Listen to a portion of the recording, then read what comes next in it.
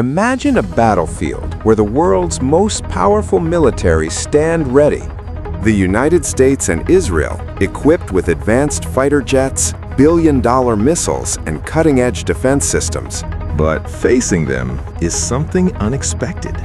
A weapon cheaper than a used car, yet powerful enough to change the rules of war. This is the Shahed 136, a kamikaze drone redefining modern warfare. At first glance, it looks simple, almost unimpressive. But behind its simplicity lies a deadly strategy.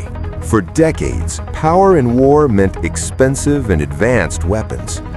A single Tomahawk missile costs millions of dollars, but this drone costs only a few thousand, meaning one missile could equal hundreds of drones.